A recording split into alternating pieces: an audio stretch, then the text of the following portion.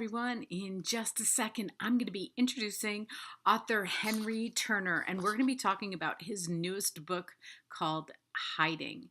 I'm so excited to talk to him about this. This is one of those books that you start reading that it's like everything's going really good and everything's just a little bit happy, and then it quickly picks up speed.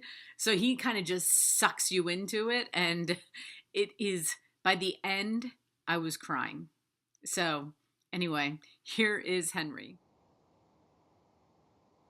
Hi, everyone. I am so excited because I get to speak with author Henry Turner, and we're going to be talking about his brand new book that he has right there, and he's going to show us the cover. It's called Hiding. Let me see that whole. Oh my gosh! Look at. Oh, Henry, I always read the book right before the interview. I read a book a day. I have to keep them going, okay? But I started this book, and I knew we had this interview today, so I was like pacing myself with it because I go back and forth between the books I'm reading, and I could not put this book down. I could not put this book down. And by the end of the book, I was crying, okay? That's definitely what I'm shooting for. So you're a very successful reader, in my opinion. Oh my, what a storyteller. I know this says thriller on it, and I've read a lot of thrillers lately, but I don't even know that I'd consider it thriller as much. I guess suspense. I guess because it's kind of like you're, more than anything, you're waiting for something. You know that something is going to happen, and you're just kind of, and you feed it to us in I feel like it's this like slow, and then it kind of picks up and you're just waiting, and then the ending I have no words for. So I did not see that coming at all. But I also have to tell you, and this is not giving it away because I don't give anything away, but another reason why I was crying towards the end is that I have 6 children, okay? Yeah. My youngest daughter was an elite gymnast. Yeah. So right. You will understand. And the timing of this book, you could not have planned this book any better on the timing of all the gymnastic news that's been out there lately. And she was also, I mean, she was set to go to the, elite level, and she got injured, and her recovery from having a sport like that and have it end in an injury, you nailed it. Okay. Thank you. Yeah. Yes. You nailed it. A lot of it's about the pressures put on kids when they're in athletics to that degree. I've known 2 gymnasts in my life, and they experienced it. Right now, my son, he attends a judo academy. That's the highest rank in the nation. And while I don't, and my wife don't overwhelm him with pressure, some of the kids in the class, you can see it, what they undergo, when they're really being forced to excel and be number one in something that's really more their dad's idea. And it's kind of an incredible context to watch a kid adapt to that and have to conform to it when it isn't necessarily first choice for the team. And I've seen a lot of that. So while I'm into achievement, I think that everybody ought to know, be able to recognize the breaking point and not go near that. I think it's very, very important. Yeah, and she is now 20. She'll be 23 soon. And she comes to me now. It's like her recovery, and this happened 10 years ago that she had quit. But her recovery process, I have to tell you, has been extensive. I mean, she needed counseling. And now I think that sports are starting to understand a little bit about the pressure that they're putting on younger children. But like you said, like she started when she was 3. So it wasn't a choice. It wasn't a choice. It was like she was talented, and then you go with the talent. And then she keeps moving up, and she's getting rewarded, not just from her parents, but from the gymnastics programs. She's getting medals, she's getting trophies, and and I think that now watching her, and I see I have grandchildren now, and I always tell them, I'm like, just let them pick. let them pick, let them decide. That's my biggest advice, is that when you start a child very young, it's not their decision as it goes. And like I said, she'll have to do, that's part of her story, and she'll have to work with that as best as she can. But when she comes to me to talk about it, I always, she'll say, you didn't stick up for me at this point. And I'm like, I'm sorry, I didn't recognize. But, it was the way you put it, because it wasn't a huge part of the book, but it was. It wasn't, and then it was, because you just nailed what she was going through. And so I'm going to talk a little bit about this, and we can, because I told you we don't give any spoilers, but the way that you got the first person, we do not know this young man's name. He is 16. You are doing this through him, and it starts off. I want to give a quote. First of all, there are so many quotes in this book. Okay, but I'm going to give the quote that isn't fairly in the beginning. And it says, real hiding happens when everybody can see you, but they don't notice you.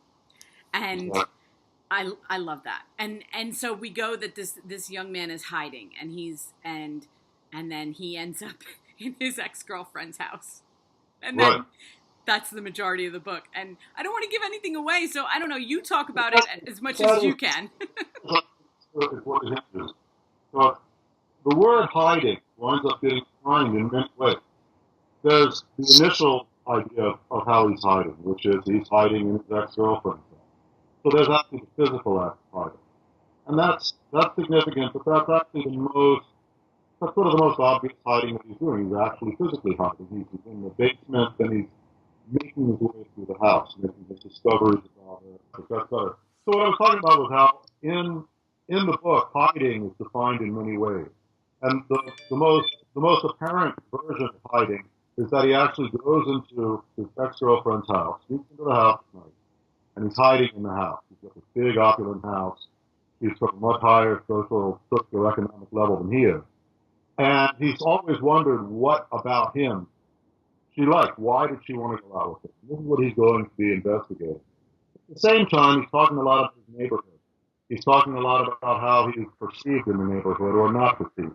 He's very much an overlooked kid. And so what he's really hiding is his own sense of value. Now, after I wrote my last novel, After Dark, I talked to a lot of kids at high school. And I gave talks at libraries. I met many teenagers. And one of the things that they were always talking about, was what are they going to do for their future? What are they going to be? What are they working for? And very rarely was there any real emphasis or real exploration of what they are right now.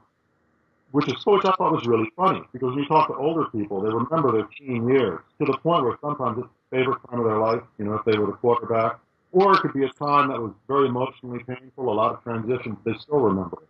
Everybody remembers their first boyfriend or girlfriend. They remember it in great detail because it was such a discovery. Or the person was almost irrelevant after a while. It's what that person brought to you, which is the opening the door to having another person in your life.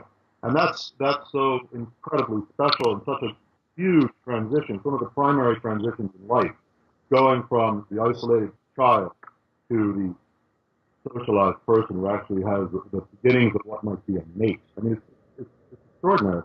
So I was thinking about how these kids were almost being asked to just pass over their teen years and view them as like a transition toward being an adult, and not really fully absorb what was happening while it was going on. And the narrator of Hiding, he's a little bit different than that. He's very aware of what he is. He's very aware that he's not being recognized in his neighborhood. And he's very aware that he's viewed as rather low on the pecking order in the neighborhood, which his neighborhood has a very complex series of levels, from social acceptance, popularity, wealth. There's all sorts of different ways to identify that neighborhood. He doesn't fit very squarely or well into any of them. He's an outsider. He's sort of viewed as a non-entity, except by this girl. And she's an extremely privileged girl, so he really wondered what about her? Why? Why does she like him? Well, it turns out that he's got a very unique skill. It's the skill that he's been hiding all of his life. And basically, the real skill that he has is he can accept himself for what he is, even though if he was to listen to other people, he wouldn't be all that much. He hasn't achieved academically, and he hasn't flunked out, but he's not an achiever yet. He may become an achiever. It turns out that a great and profound achievement that he's made is self-acceptance. So the whole context, really the whole suspense plot of it, is a way to get to experience his personality. It was necessary to have for him to be in a contest where he's constantly progressing towards some goal, some unknown goal, and and therefore that allows us to listen to him. And it's interesting to think about where the book takes place. I wrote it in a very specific way. It takes place, somebody could say, well, it takes place for a little bit in a neighborhood, and then it takes place almost in its entirety in a large house. I said, yes and no, because where it really takes place is in his mind. And because it's in his mind, he can go anywhere with his thoughts. So you learn all about his parents. You learn about his other friends. You learn about the experiences he'd had with the girl while they were involved, the nature of their breakup, the parallels that are running, that he can begin to identify parallels between his relationship with her and his own parents' relationship. And these are things he isn't at the point yet where he's going to break it down and be like, I'm analyzing. He's 16, and he's reticent to state any kind of firm belief. Like he's not going to say about his neighborhood, I hate my neighborhood, because he doesn't. He realizes that his neighborhood is all he knows. He has got he's got a lot of ideas about his neighborhood, and he's got a lot of ideas about how he's interpreted in his neighborhood, and to me, the real essence of the book is about his self-perception and what he does to maintain it, what he does to maintain a rock-hard base. The tragedy with Laura, his girlfriend, is that unfortunately, Laura has never been schooled in self-acceptance. She can do many, many other things. I mean, she's a much more sort of socially effective person than he is. But there's one thing that she lacks, and this is going to cause her an enormous degree of it's a real potential tragedy. And as you know, one of the things I'm extremely proud of. I mean, for my last book, I was nominated for an Edgar, which was great. But actually, the thing that I'm most proud of that's ever happened to me was that Save.org put Hiding on their recommended reading list for youth. And that's a super big deal to me because the idea that first of all, the idea that I'm not like a psychologist, So they're not recognizing me as a psychologist. They're recognizing the book as being written in a way that can emotionally identify that path, the path toward really losing a grip on oneself, and sinking into what could be the worst Maya, which would be headed toward towards suicide. That's a big deal. And the idea that some kid out there, and I've known several people. When I was a teen, I met people in my class. And then you learn later what happened to them, and that is what happened to them. And then you wonder because then you look back, you can't help but using hindsight and say, why didn't I see it? There had to be some seeds of it. There had to be something there to let me know that was where it was headed. But you look at old pictures of them from your class, and it's fascinating because maybe it's projection, but also perhaps in some ways it's observation because there's something being ignored, there's something not being seen, and the narrator in Hiding he can see. That's the thing. He's trained himself to see. He hasn't trained himself to do much else. He can't do trigonometry, and he's not a football pro, but he can do that. He can dig into the self and maintain the self. And that's what I wanted to say. That's what I wanted to give an example of a personality like that to teens because I want them to hang on to themselves. That's the most important thing. I don't care what their achievements are. They got plenty of time to achieve. This whole, being exasperated and in a panic, being in a sense of like, I'm out of time already. I'm 16. I'm out of time. No, it's nothing but time. We've got a lot of time. I mean, a lot of people bloom late. In my last book, it's about a kid who's basically going to be a high school dropout. He's got no potential in terms of sort of the standard way of making. Clearly, in Hiding, the main character, he would have to move on to progress and achievement later in life. Right now, he's still figuring things out, but he's not decided to accept the pressure of hardcore achievement at this time. It's a big deal for kids. I mean, it's a big deal for everybody throughout life. But I think that it's particularly difficult during the teen years because there's no precedent for it. I mean, you and I, we've been through a lot. We have a whole roster of ways we deal with things emotionally, we deal with things physically, we deal with all of our problems. Like we've seen all of our problems before. So it's always, we have experience. When you don't have experience, when you're at the first point of exercising choice, that's the thing about being bossed around, when a kid's being bossed around in athletics or academics. This is a time when they have to learn something that may be more important than getting an A, which is exercising their own choice about what they want to do. Now, they might mess it up a lot. They probably will. Everybody does. But to be able to first get into the whole idea of I'm an autonomous individual. It's autonomous individuality time. I'm learning autonomous individuality. It's no longer about mom and dad. I have a 12-year-old son. I see in him now the beginning, the roots of his autonomy.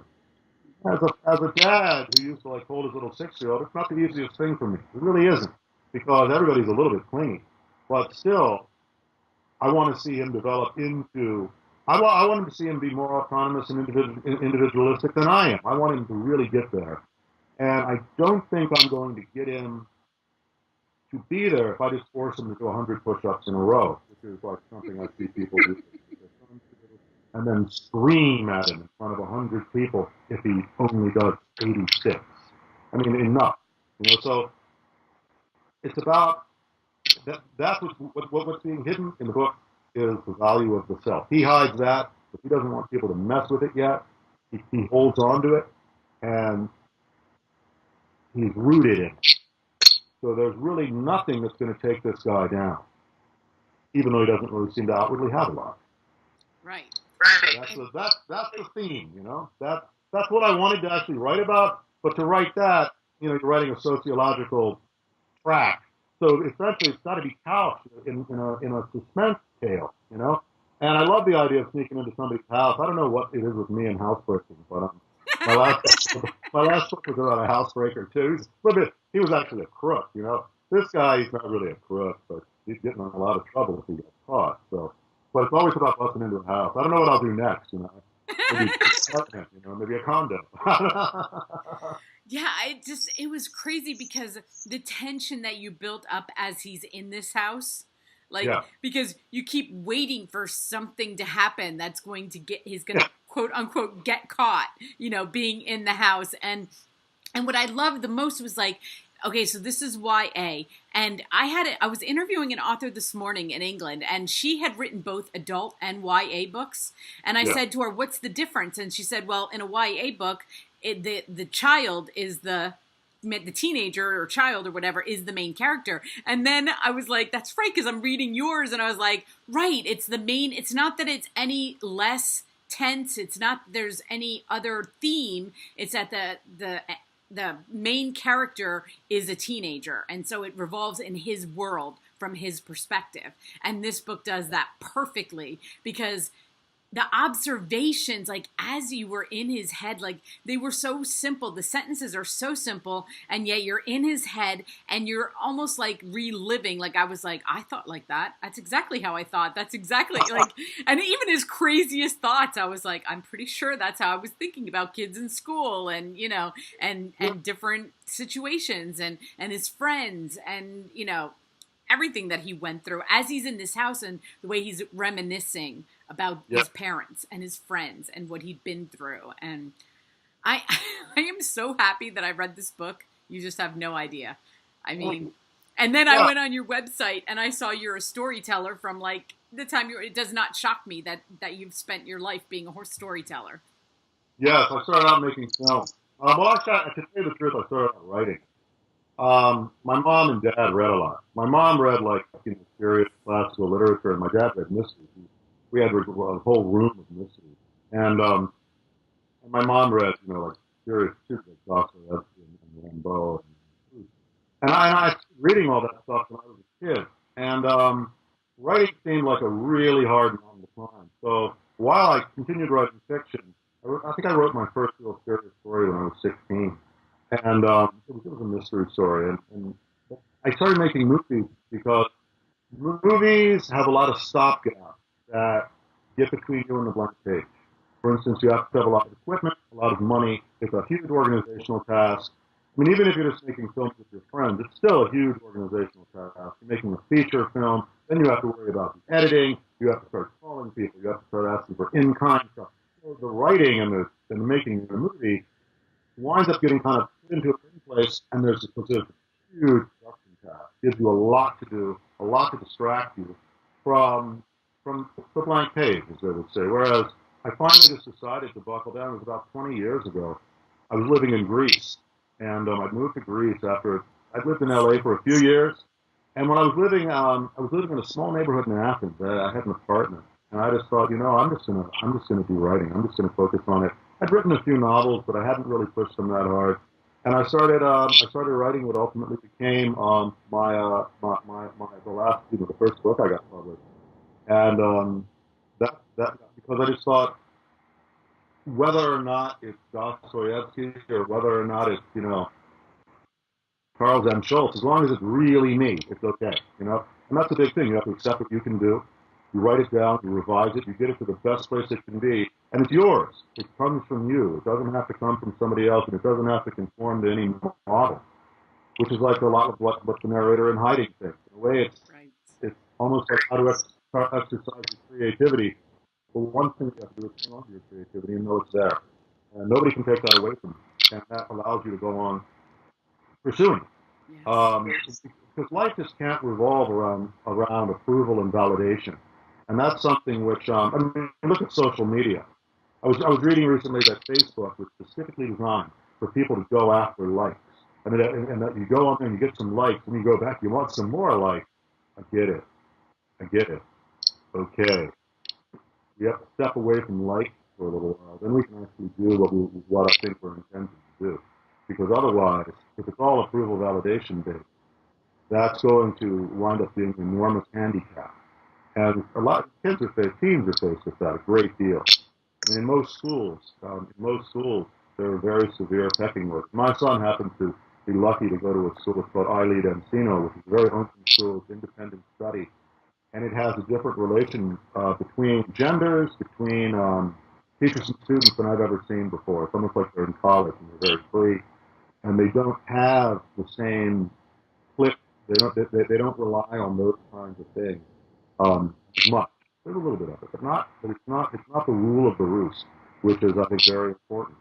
Because again, it's about maintaining a grip on your value, understanding that your value does not have to be validated by somebody else, and it's about learning how to exercise autonomous choice and saying I want this, I'm worth that, and I am, and I know it.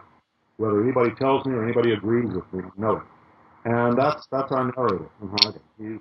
He's a very strong-willed kid, and we get to hear his thoughts. One of the things that makes it suspenseful that I thought was that people use this term the unreliable narrator, and I thought, well, maybe in some instances he's unreliable, but he's not really unreliable. It's that he's not. He doesn't have his mind fully made up about certain things. It's almost like if you hide physically, you're hiding in a closet. Okay, you're in the closet, and they're out there looking for you. But if you're hiding an idea within your mind, it might get to the point where even you yourself don't recognize it. Or if there's a motivation driving you to do something. If he sneaks into her house, and he'll tell you his first step of motivation. Right. But that's really just his first step. It isn't that he's not ready or that he's lying to you. It's that he's not even really personally conscious of the importance of the underlying motivation, which he begins to reveal gradually through the book. He begins to reveal what his real feelings are, what his real motivations are, what his real knowledge was before the fact, and all of these things come out, and that's very important because it's not just a revelation of his thoughts to the reader. In many ways, it's the revelation of his thoughts to himself. Like when he questions whether or not he's a stalker, he really doesn't know. He realizes, yes, I might. I mean, he's not in there doing anything perverted, but the act itself does remind him of a friend of his who was pretty perverted. I mean, a real nut.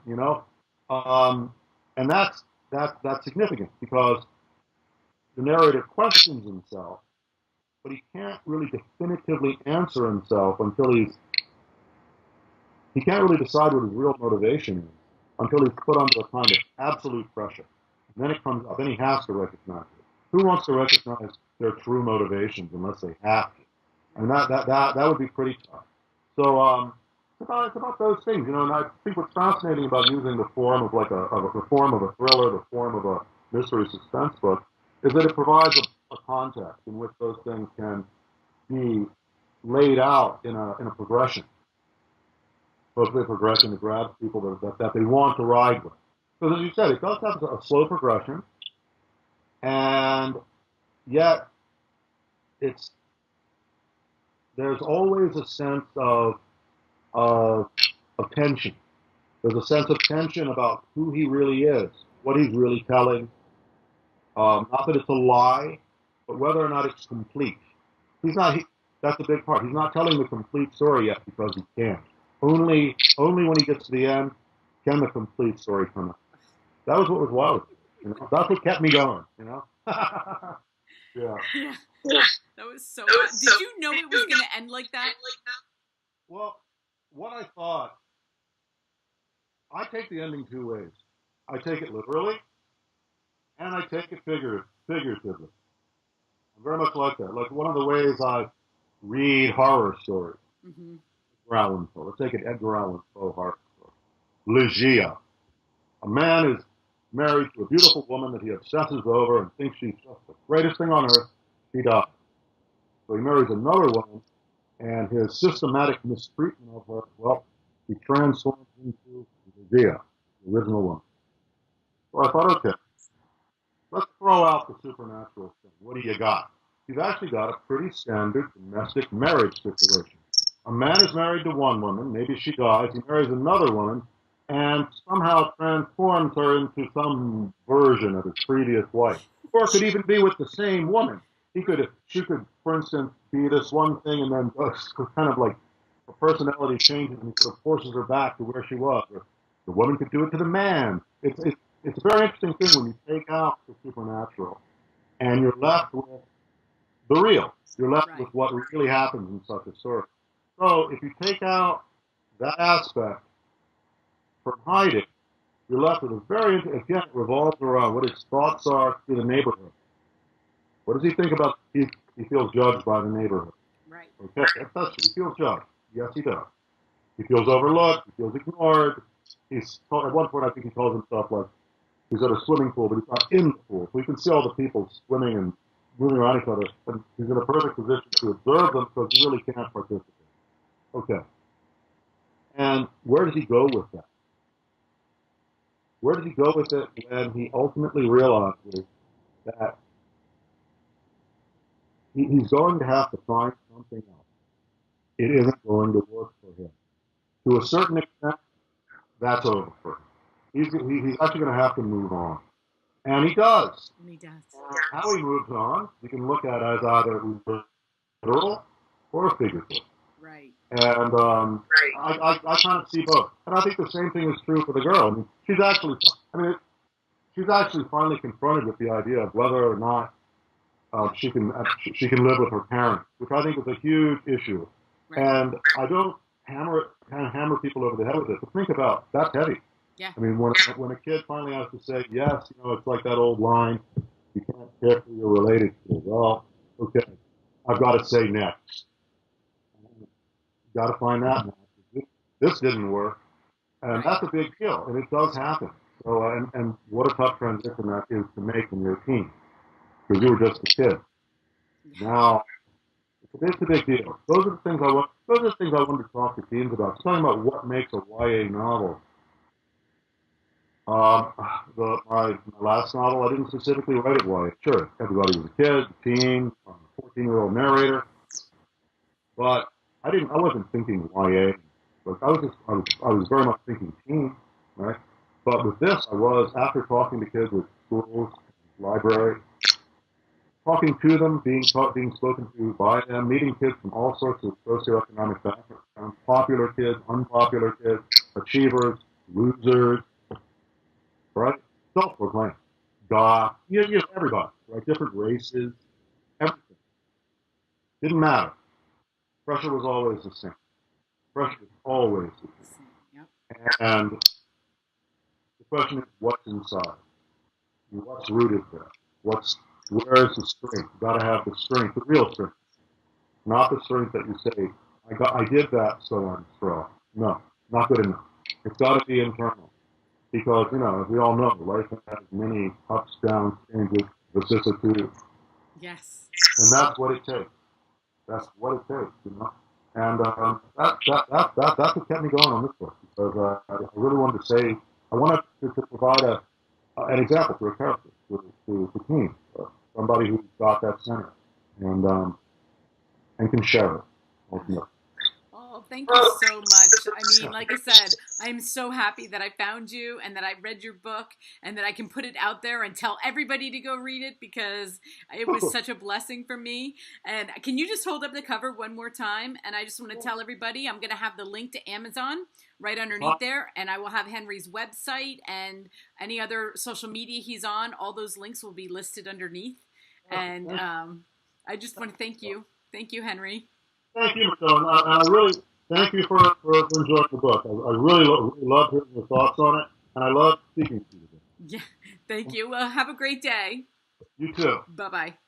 Everyone, if you made it this far, you watched my whole talk with Henry, and we did have some volume issues and Skype issues. I really hope my son is able to figure that out. I'm going to tell him about it, and maybe we can figure some of it out. I mean, there were times I could hear him better than others, but he was amazing. Oh my God, this book was so good, and I love that he told us even more about it than I'd even thought about. So anyway. Sometimes Skype, he was only in California. I can sometimes get a better connection when I'm talking to people in England, and that's just the way of the world. But anyway, thank you so much, Henry, and I'm going to get this book out. I want to tell everybody to go buy this book. Have a great day.